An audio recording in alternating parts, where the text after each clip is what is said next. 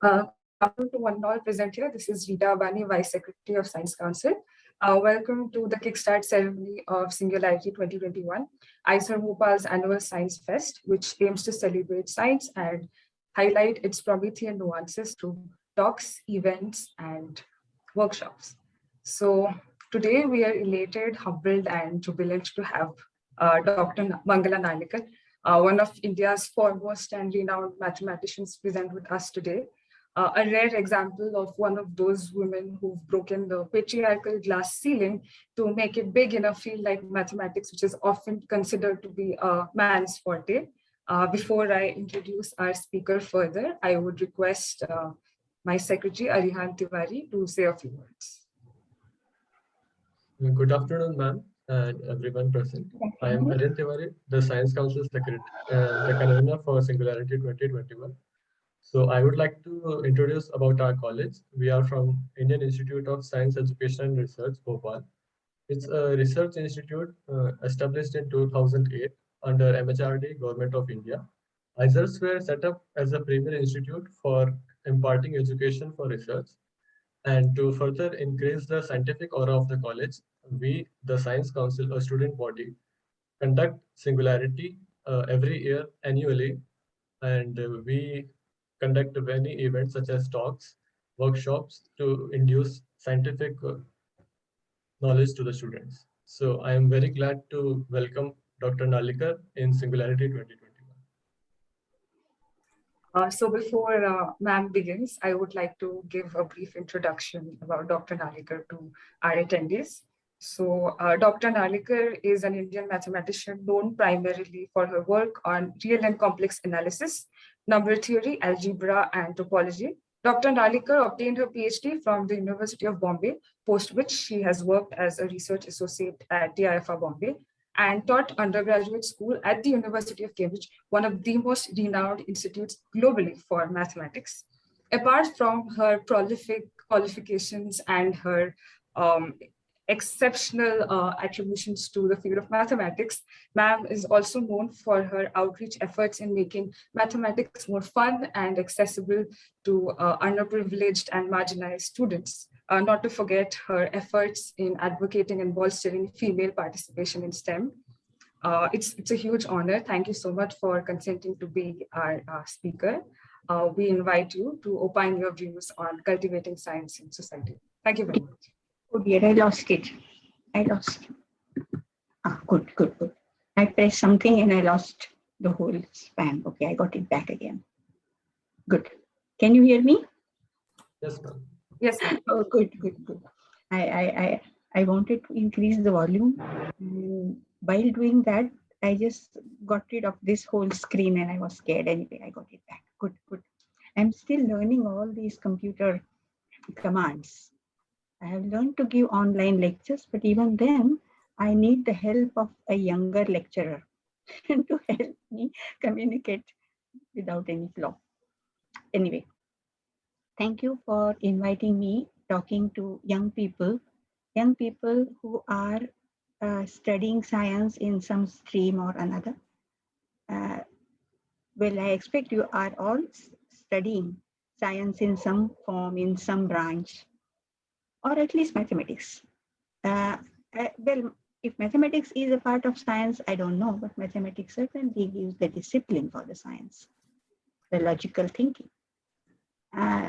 So I want to speak to you on how we can, all of us, inculcate scientific temper in ourselves, in our families, and also in the society in general. Let me start by describing two of my personal experiences. See, I have, but I'm 78 years old and I have seen lots of transitions in social customs. So let me quote. When I was a small girl, I was very much influenced by my grandmother. And I used to think that she was the wisest person in the world. And she told me such lovely things, not only stories, but also rules of morality and all those kathas, you know. from our Puranas and mythology and all those things.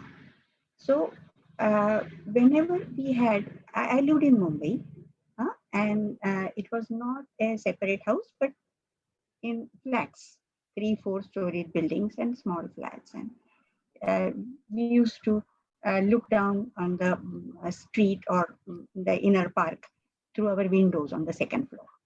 And they had those bars, iron bars. So, Respected ma'am, sorry to interrupt, but could you please, if you're okay with it, could you enable your camera so that we could see you speak? Oh, haven't I started my camera? No. I have. Arey. Come on. I see myself here in the window. We can't see you, ma'am. What do I do? Because see, in the strip below that I have, it says, if I press the camera button, it says stop the camera. Okay. Now that yes, ma'am, we can see you. Sorry? Okay. I actually switched it off and switched it on again. So now you can see. Okay. Okay. So I was just describing my childhood days, and it was the time of eclipse, solar eclipse or lunar eclipse, whatever.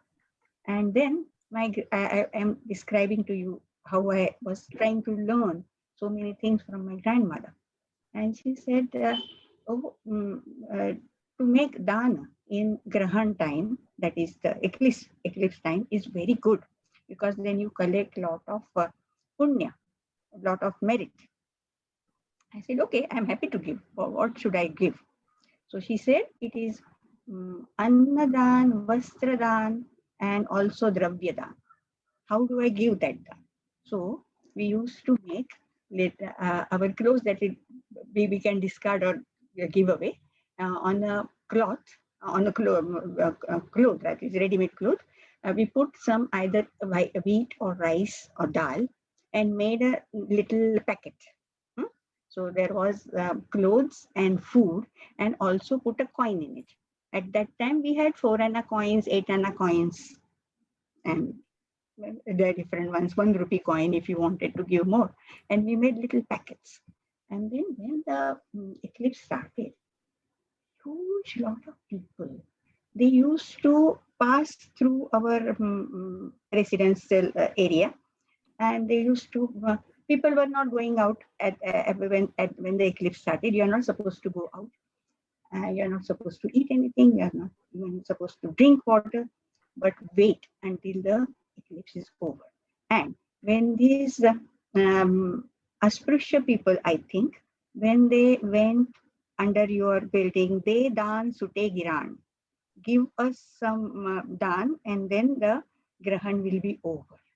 So we used to throw those packets of clothes having some food grain and coins. And we thought, okay, yes, we have done a good thing. But at the age of 5 or 6, what I thought was fun, I thought it was not a fun.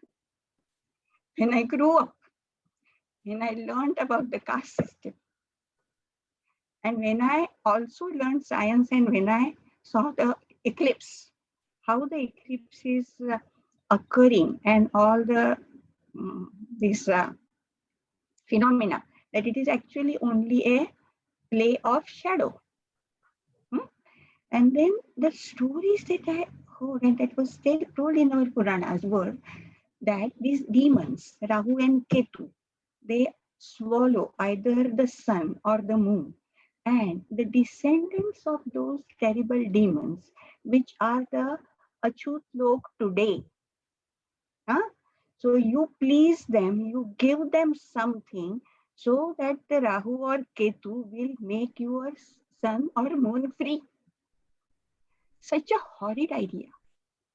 But that I realized only later when I learned about the eclipse and how it takes place, and also the caste system, the terrible thing that our society has nurtured through years, and the injustice of it.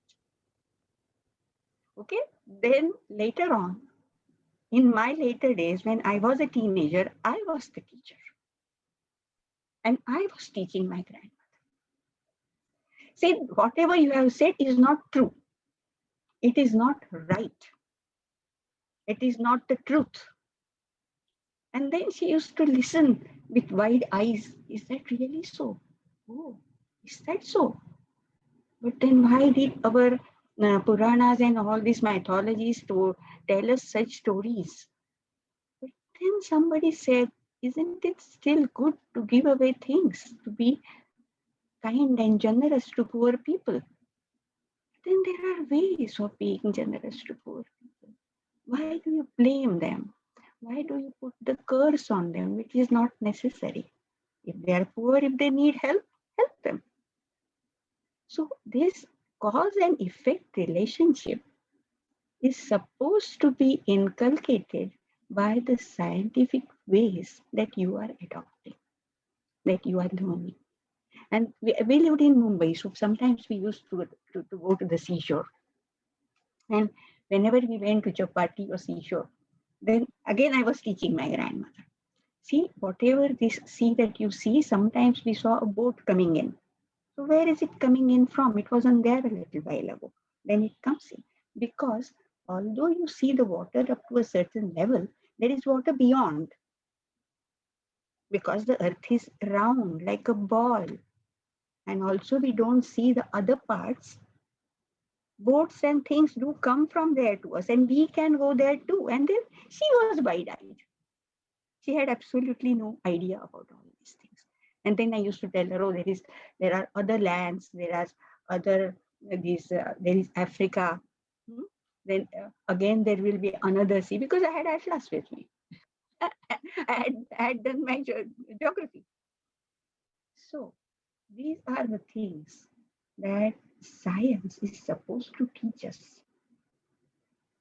to see the cause and effect relationship, to examine and to check whenever it is possible, verify it, to check it for yourself, or at least get some people whom you trust to verify it for yourself, and not once, but again and again and again. Only then you can accept those results as truth. So what I feel is that all science workers are actually Satya Shodhak, as we say. They are trying to find some truth, learn something about the nature, something that is universally true, something that is true for all the times, or at least you decide or you discover at what times it is true. But we are all Satya Shodhak. Our culture, yes, it is great anyway, but there are lots of flaws in it as well. Just now I told you about the terrible effects of the caste system, that so many castes they have injustice done to them for years, for generations, and our clever philosophers have created a nice philosophy of karma vipaka siddhanta. If you do good in this birth, in the next birth you will have good fruits of it. If you do bad things in this birth, then in the next birth you will suffer, if not in this birth. So this rebirth and all this cycle. So maybe they had the good reason to introduce good morality in our society, so that people will stick to good rules, rules which are beneficial for the whole society, and behave well. But why do injustice to some people? That is not acceptable today. Because as I grew up, I also studied a little bit of world history. By the way, I studied mathematics through art stream. Yes, I loved mathematics and I studied it. I was happy, but that was, I don't know whether it was the correct thing to do, because then I am a little unaware or ignorant about all the applications of mathematics. I did not study physics or chemistry after my schooling. That is 11th standard. We had SSC at the 11th standard. But there was enough physics, enough chemistry to know biology, to know some basics. But so along with mathematics, I studied the history of the world, economics, and they are also very, and languages, and they are also very useful subjects. So uh, I was telling you that, yes, I studied history. And then, even in school, I think we had this French Revolution and different uh, things that people started demanding: liberty, equality, and fraternity. The three things on which the French Revolution was worked out. And even then, there were a lot of horrible things. But the main movement was to establish these principles in the society. So I had to confess, when we visited France, and I was teaching, uh, no, not teaching actually. Uh, a school invited me to talk to the students in English and tell about India, because they were learning English as a second language. So when I went there, I had to tell them that we have learned so much from the French people, French society as well, like your principles of liberty, equality, and fraternity. And I had to admit that my culture, the Hindu culture in India that existed for thousands of years, did not give equality to all the sections. I'm very sorry to say. We are now trying to do it. We are, by law, it is the discrimination is demolished, but the society takes a long time to really establish good equality. And then, of course, I voiced my views. Yes, we had mostly liberty. We did not have uh, gulam. What do you say in English for gulam? It is Slavery. hmm? Slavery. Slavery. Yes, slaves. Yes, slaves. We don't have much history. We had some history of partial slaves. I'll tell you about that, but not really, not the slavery as existed in Europe. But this equality business, we have to learn from you. And then the third one, fraternity, of course, is a totally different matter. It has to spring out on its own. Liberty and equality you can force, you can demand, but fraternity has to be mutual. It has to be a mutual friendship, brotherhood, that you can't demand or force on people. So that has to come out naturally. But I mean, these are the things I could say. Now, coming back to our subject today, scientific temper, how can we do it? Let me give one more example. Lot of people study science, I have noticed. They have got good results. They have done a lot of lab work. They are experts in their own branch. It may be microbiology, it may be chemistry, and they may be teaching the subject in the universities for many days. But they have not really inculcated scientific temper in their lives. I'll give you a real example. We were in Germany at that time, and there were some Indian young scientists who were visiting for 1 or 2 years. And we were also visiting for 3 months. My husband was invited to lecture there for 3 months.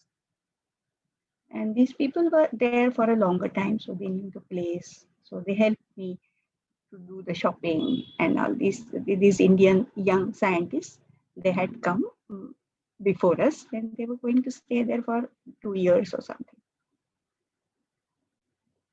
So one of them said he came from a little, he also came from Maharashtra, but from a smaller place. But I mean, this has no bearing whether he came from a smaller place or from a city. It would have been the same even if he came from the city. He said he completed his PhD in chemistry, and he got this uh, postdoc post in German university. So he came over for 2 years, whatever. And then his mother had said in Marathi what we call Navas, and in Hindi, I think it is called Minnat, for Tirupati. If my son gets a job immediately after his education, she will send him something. So he said, my mother told me to send my first month's salary to Tirupati. I have to do this. I did it, he said. Kept wondering, okay, he had to obey his mother. I understand that. But I was thinking, how can you uh, sort of moderate such events? How can you change such events? Because you don't want to insult your mother or to uh, sort of displease her. But do you really think that it is Tirupati God who was responsible for giving you the job? And even if it was so, do you really think that the God would expect money from you? If you think the God is omnipotent and is above everything, should he really expect money from you? See, I didn't know these persons very well, so I did not argue with them. But the story remained in my head. That these are the things that we need to apply our logical thinking, cause and effect relationship, and investigate the cause of the incidents or the events that you want to study. What can be the cause? I also pity people who uh, consider horoscopes before they taking important decisions. See, astronomers study the movements of all these planets and the stars, and they have studied it over the years so well that they know where each planet will be at each time, what is the approximate mass of the planet, what is the composition, and so many other facts.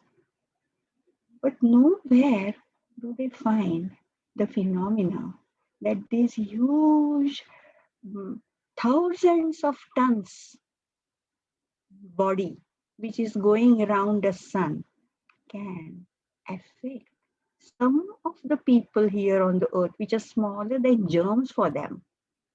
Some of the people favorably and some of the people unfavorably. Do you really think that can happen? And do you think you can please them by throwing a coin in the river or giving some Brahmins some dana and something? Please appeal to your thinking power. Right? There are many events for which we do not have good, effective explanations. But that doesn't mean that we should accept the wrong explanations. This is what I want to say. Let us apply and then we have to proceed rather slowly. See, dil and dimag, दो चीज है हमारे पास. And we have to use both of them. Scientific temper teaches you to teach the dimag. Use your brains, use your reasoning power, use your logical thinking, your experiments, your observations, everything, and then try to discover the truth. We are all Satya Shodhak in true term. But if you want to convince or if you want to slowly convert other people to your way of thinking, then you have to use your dil. You have to be sympathetic to them. You have to realize why these people are going after supernatural or unnatural beliefs. And also, very probably you love them. Very often I love my relatives who go in for this astrology and all. I can't hate them because I love them. But I have to somehow convince them, slowly bring them on to think more rationally. this is what I think, that we have to be very careful. First, we have to form our own views. And also, society as a whole, they love celebrations. They love all those puja business for the celebration for part of it, dressing up nicely, dancing, music, eating sweets, all those things are fine. So are fine. But please, when we have our traditional or religious customs practiced, we need to realize two things which any religion tells, every religion. And all your local uh, sensible godmen or santa as we call it will also say that. In Maharashtra, we have a very good tradition and we have Tukaram, who has given in very simple words the law of ethics, the law of morals. Don't look up to Puranas and don't look up to Pothis and these different Babas and Matajis. The only basic thing that Tukaram gives, I'll quote the two Marathi lines, but you can very easily understand, is Punya para upakara, papa te para pida. That's all. If you want to follow a good religion, it has to be the religion of humanity. Manavta dharma hona chahiye. You should not discriminate. God is not supposed to discriminate among people. So, punya para upakara, if you do please other people, if you do something good for them, for their benefit, if you do anything for the benefit of others, it is punya. That's it. And if you hurt others, if you deprive them, if you take away things from them, that is papa. So, what is punya and what is papa? You can think along these lines, and only moral teachings are accepted only along these lines. Of course, we need niti niyam, we need moral teachings. All societies need them, and all religions have been giving them. Dharma is, after all, something, some institution or some philosophy that gives you laws of behavior in the family, laws of behavior in the society. How should you behave with others? But please make sure that this dharma has the base. Punya para upakara, papate para pida. And also, religious rules can change. I don't believe that religions are made by God. Religions are made by some wise people of certain times, made for their own society, so that the people in their society live more comfortably, happily together. As the situation changes, the laws can change. They are made by people. There is no doubt about it. I'll give you proof of this. You are all learning science and you can understand what I say. Why are all the religions made by people, I say? All the rules, all the philosophy, and everything. Why is it made by people? God given Ved nahi hai. Ved or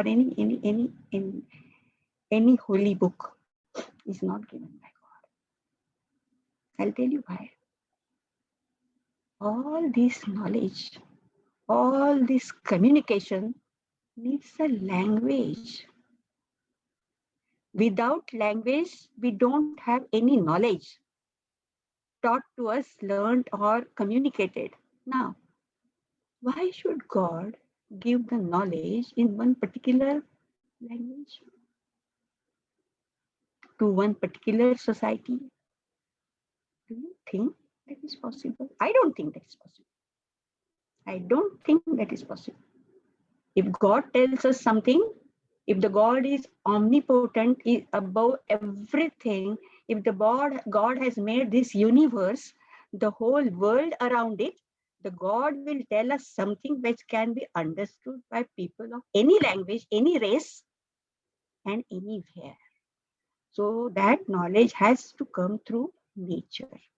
That knowledge has come only through natural laws, which are universal. So first of all, the religious rules can be changed. Whatever is in the scripture, I'll give you a more recent example, and which we have accepted, our Indian society has accepted, is of Mahatma Gandhi. How do I want to quote him? I want to quote him in refusing to follow untouchability. Untouchability has been there in our society for hundreds, thousands of, at least hundreds of years. Maybe in very, very old time it wasn't there, but at least for hundreds of years, untouchability was there in our society, and the Achut people, so-called Achut people, were not allowed to touch us. And if we touched them, we had to purify. But Mahatma Gandhi said, I do not believe in the God who can make some people untouchable. I will not believe it. That is not my God. Mahatma Gandhi had the courage to say that. I'm not saying that I am a follower of Mahatma Gandhi in everything that he did. No, I have my way of thinking, my way of conscience. But I greatly admire his courage, and I greatly admire the effect of the Christian religion which he allowed to have on him of Daya, Kshama, Shanti. And he had the courage to say that this is not acceptable in my religion, and I will not accept that. So social taboos, social traditions, they can be changed. But you have to be reasonable, you have to be firm, and you also have to punya para upakara, papate para. This is not for any personal gain or for the selfishness of anyone. Okay, I think I have explained on what I want to do, what I try to do get scientific culture in our society, in our lives, and trying to spread it is not easy, but it is possible. It is possible. We can do it slowly and firmly. We can try to convince people, just as Mahatma Gandhi managed to get the untouchability removed legally from our country, from our culture. It is still not gone. Our culture is still suffering from that whole fraction, not fraction, those separations. But we are trying to learn. We are trying to improve. And we should be on the path.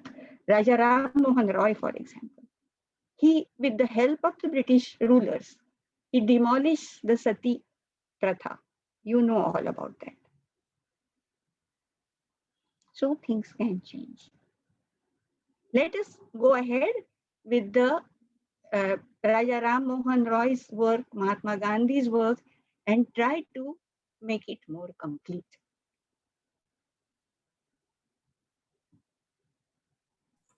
Thank you, ma'am. You portrayed a very powerful and empowering message for all of us. So there are a few questions some of our students Yes, wanted to ask. I would like to have discussions with you young people and see what you think about the issues about which I feel so strongly. Yes, ma'am. So we just had a few questions we wanted to ask you from the student community. So I'll just read them out. Sneha wants to ask, what do you think about gender bias in STEM fields? Have you experienced any kind of a bias because of your gender? And how did you face those challenges that stemmed out of that bias? I'll tell you. I don't I don't mind telling you, because see, lot of things happen in the childhood when before you are 15 or 16, when you are starting to make your opinions. So the way I was brought up in a middle class educated family, where the education was given a great importance, but there was a definite division of labor in the sexes. The man was supposed to work and earn money for the family, and the woman was supposed to cook, look after the house, look after the people. But woman also is supposed to get education. And if necessary, she can also go out to work and earn money. But that was not the rule. And I seem to agree with that. So I did my MA. I got the prizes. I was quite a bright student, and I was doing my research. But when I married, fortunately, I married a scientist. When I married and I went abroad, I tried to work a little, but I chose to do part time. It was my choice. Nobody forced it on me. I did not consider my academic or research career as primary and managing the house as secondary. No, my order was at that time like this. I should first manage my house.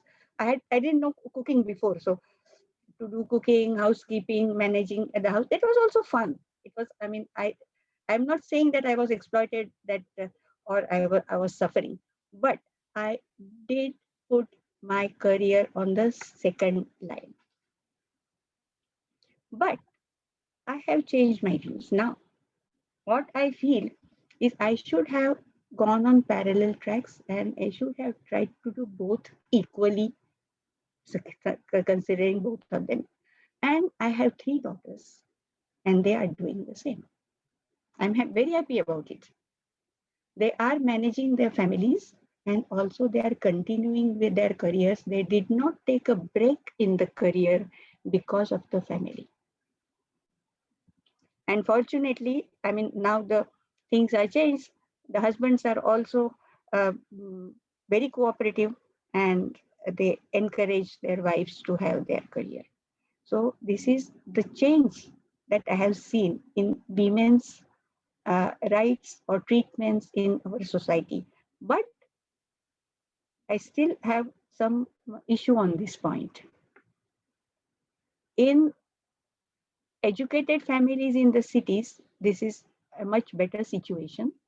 But in smaller towns and in some communities, women are still not given the rights or the respect, although they are expected to earn money for the family. They should also, their voice also should be heard and they should be having the same decision making capacity as the husband has. That is still lacking in many places. Traditionally, it is the husband who takes more important decisions. I think we have to work on it again. That the husband and wife both should have equal importance. I am not saying equality in the jobs. I'm not saying equality in uh, things that they do. They can share. They can share, but they should be important, equally important in decision making. This is what I feel. Truly, yes. We do agree. Atharv has a question. I really liked your idea of Satya Shodak. My question is that do you think the current scientific practices like publications favoring the Satya Shodak approach, or are some practices harming this approach? Well, the current system of education it has a lot of things lacking. Satya Shodak, if a real Satya Shodak is given good uh, base and then allowed some freedom to do his work, then that he can be an independent and a good Satya Shodak. But a lot of our education is learning by heart and producing the things in the exams. Up to a level, it is necessary. Up to a level, it is necessary, but not at the higher level. And also to publish original papers is not always easy. It is not always easy. I know that. But to be able to do some experimental work and to do it with dedication and to do it with a little uh, so some planning, that is still very important. So that has to go on. But the importance given to publications is, it is, publications are good, but then how do you evaluate them? I know cases where the evaluation is not always fair. But in every practice, in every uh, field, there are unfair practices going on. I know that. So Rahul has a question. Ma'am, you are an inspiration to all of us. I wanted to ask, how can we improve and help our society through mathematics? In physics, chemistry, and biology, for example, we can make new gadgets, medicines, more on the materialistic, tangible sides. But how can mathematics directly help people and society? Mathematics only teaches you, first of all, the way of thinking, logical thinking. Mathematics is based all on logical thinking. And that is the oldest subject. So many great minds have worked on it for years, thousands of years. And also it has got more branches, lots of branches. I mean, I may know just one or two or just the three branches rudimentally, but there are so many branches which I don't know much about. Statistics is one branch which has got a lot of applications. It has branched out now into a new subject altogether. Only yesterday, I had a niece visiting me, her husband's niece, but she's more attached to me. And she was asking me how to teach her son, who is 6 or 7, get him to realize the ideas in mathematics. He loves mathematics. He does calculations fast, and even if they are not taught in the class, he can do things. But I told her there are lots of things in mathematics which can be taught early by giving examples. Just the idea of a variable. Just tell him that you are talking about the weights of your classmates. Everybody weights has a different weight, 24 kilo, 25 kilo, 23.4 kilo.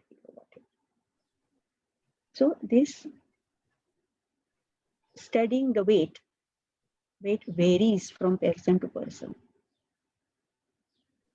So in mathematics, it is called a variable. Weight is a variable quantity. So ideas that we are going to use later in mathematics, like a variable. And then since it is variable, it is not fixed, you can assume it to be introduced algebra, that by a letter. Set theory again can be introduced very early. A group of things which is properly specified. Properly specified is important.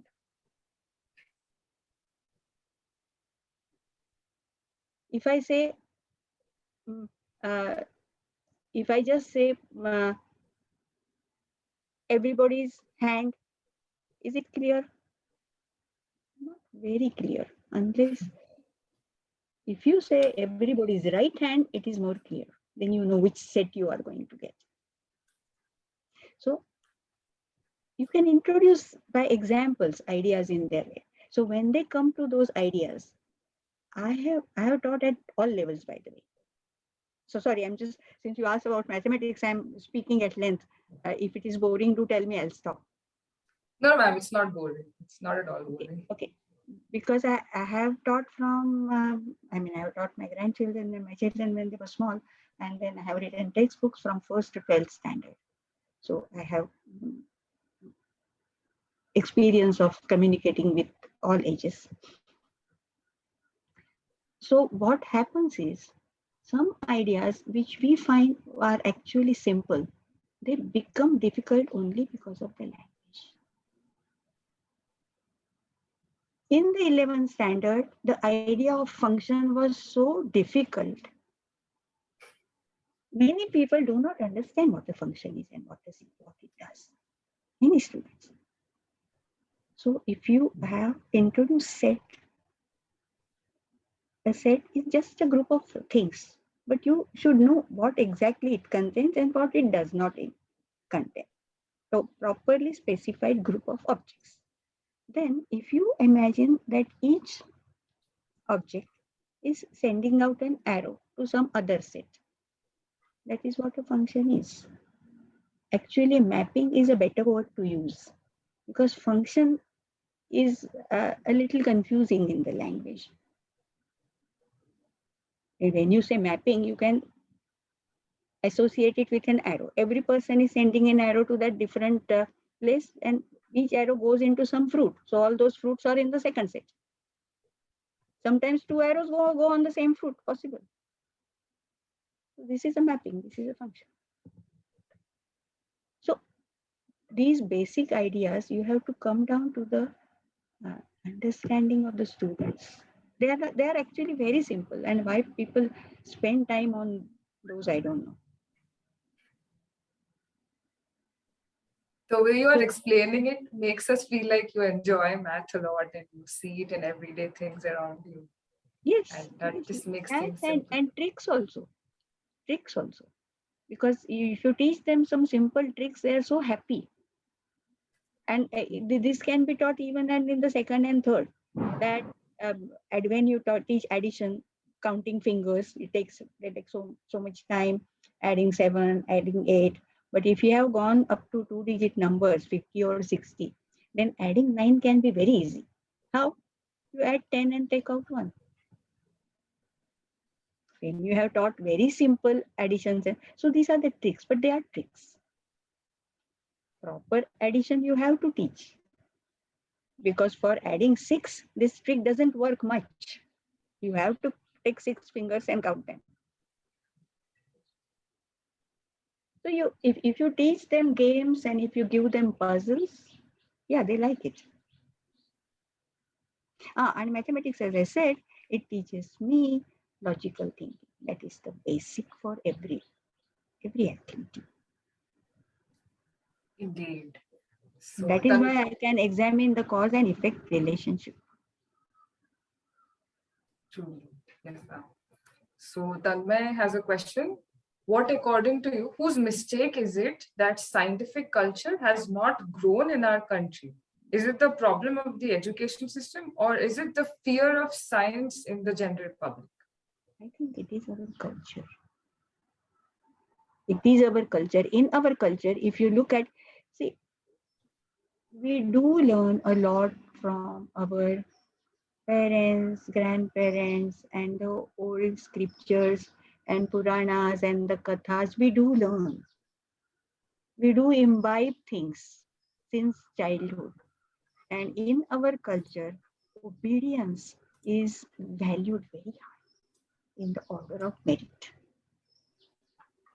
Obviously, because the earlier generation wanted a complete control over the youngsters.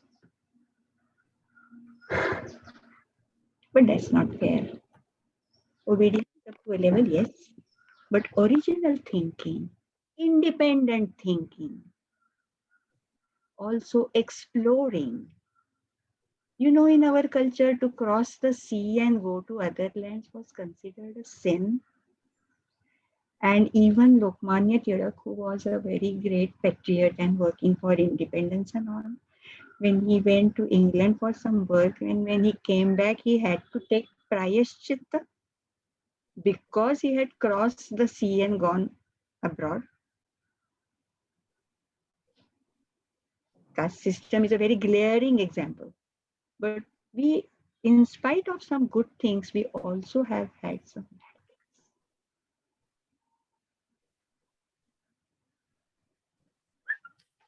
Truly, ma'am.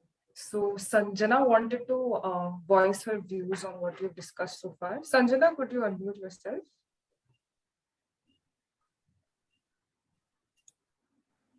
Sanjana, could you please raise your hand so that I could give your access? Hello. Am I audible?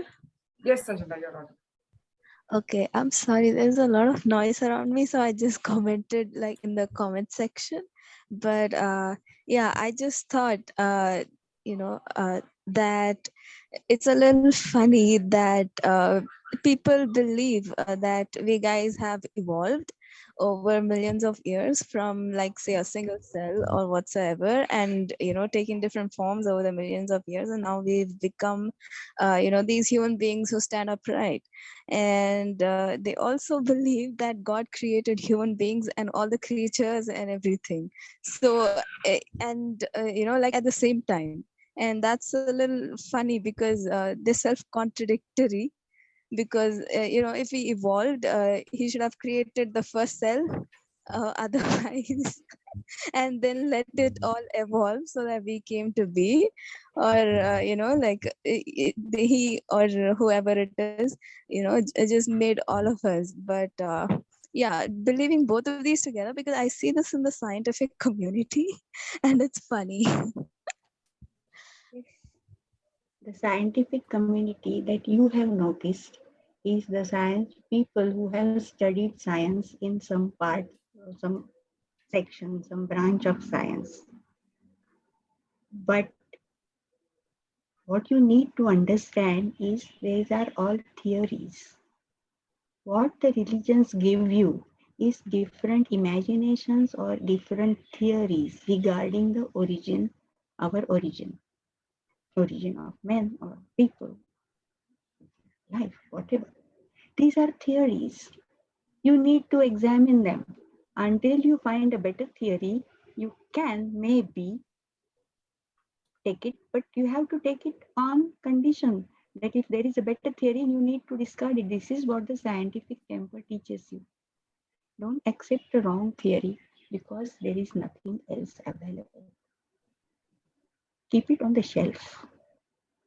But people don't like that. People see, generally people in society, they like firm opinions. They like somebody to say, oh, don't worry, I know it and it is good for you. So that is the problem with the psychology. But these are all theories. Let us understand that. And not all of them are true. Even this evolution from one cell, because we have some parts of it which we think are the proofs, and we think they come closest to the truth. We still don't know a lot about the steps in between, if really one cell developed into many, or there were already many different cells at the beginning. We don't know. There is no proof. You have to consider, you have to examine the evidence and study. There is still so little that we know, and there is so much that we don't know about the universe. Truly, ma'am. Yes. So Abhishek wanted to ask a question. Abhishek, could you unmute yourself?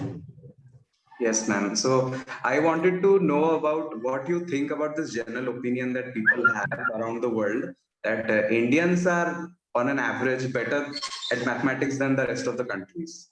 Like, I want to know what you think about it. Having taught many people around the world, many students, international students as well. So, do you think this is true that Indians are, on an average, better than other countries in the field of mathematics? I'm not sure. I'm not sure.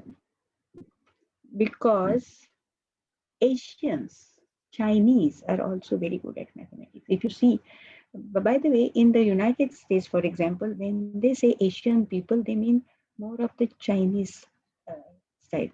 Indians, they don't call Asians. I was quite shocked to know that. So the Chinese people are also very good at it. I think it is our culture, obedience, being taught in the childhood,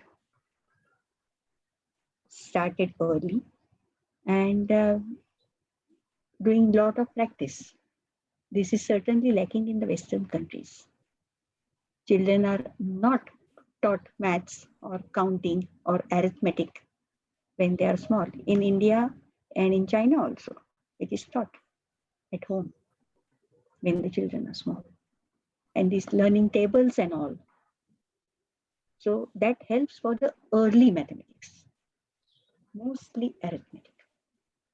But if you go to higher levels, where more original thinking is required, where more independent way of thinking is required, their advantage. Then they are all equal. I'm not saying they are inferior, but there they do not have any extra advantage. Rightfully so, ma'am. So adding to your point of original thinking, there were a few questions on this. People were wanting to know your views on the way several standard examinations in India are conducted, like JEE and JEE Advanced, LACPs, and international Olympiads. Do you think, in a way, they kind of make people scared of math because the level of difficulty sometimes seems so daunting that people think, okay, math is a very arcane subject, and they often miss out on enjoying it. So how do you think math is portrayed in competitive examinations? Because for the competitive exams, you have to do maths and you have to remember so many formulae. So memory also comes in. Practice comes in a lot, and a lot of work has to go into it. And what I personally hate is compelled to do that thing in a certain time. That is very unfair. To do the problem in peace and happily, you should allow more time. In fact, as much as time as they like. But that is the way they do it. Yes, ma'am. So in several of your interviews, you've mentioned that your mother has been your inspiration so far. She's your superwoman, and she's the first doctor of your family. So would you like to share any anecdotes or experiences that you've had with your mother that you fondly remember and you would like us to learn from? Let me tell you something. My mother was an exceptional woman for more than one reasons. I told you about my bringing up, how I was brought up in the family, where the girls are educated, but the duties are different. You have to put your house management, cooking as the first priority, your career as a second priority in the spare time, if you can do it. And of course, if you need to go out and earn the money. But my mother was earlier generation, as you can imagine, when the girls were not educated much beyond school. And at 16 or 17, they were married off. And the boys were encouraged to go ahead and to take some technical or money earning education. So my mother was married when she was 17. Then, as it happened, my brother was born, then I was born. And when I was 6 months, my father died. He was 29 and my mother was 21. And fortunately, she got a very good family support. My father's mother and my father's younger brother and his wife, the three of them decided to look after the kids. And my mother was first, no, it was not before that. My mother didn't want to get married again. Fortunately, she belonged to a educated family who were Sudharak and progressive. So she was even given the choice of remarriage, but she didn't want to have it with two small kids. So then she was advised to become a teacher because then she needed to earn money for her family. And then they thought a teaching job is a good for a woman. She can go out with the kids, come back with the kids, and she can manage. She didn't want to be a teacher. But since her childhood, her ambition was to become doctor. But with 4 daughters and 2 sons, my grandfather wouldn't have any such thing. He just married her off. But at this stage, she discovered that in the city of Pune, there was a medical course, mixed medical course. Ayurveda and allopathy together, they were taught. And then she had done matriculation at that time. So matriculation, she had done well. And there the admissions were given on matriculation marks. So she didn't want to be a teacher, but all the people forced her to give the teacher training, that TD or BT or whatever what that was, that exam. Nobody fails in that exam. Nobody fails. If you want to be a primary school teacher, you have to just give some element. But she gave blank papers because she wanted to fail, because she didn't want to become a teacher. So when my grandfather saw this, he realized that she really, really wants to be a doctor. So that means expense. But he said, okay, you can go to that college. I'll bear your expense if you be a doctor. What will you do with the kids? But fortunately, my grandmother and uncle and aunt, they looked after us, me and my brother, in Mumbai. That's how I grew up in Mumbai. My mother stayed with her parents in Pune, and she became. And when she became a doctor, people there realized that this woman is dedicated to her work. She doesn't want to care for housekeeping and other things.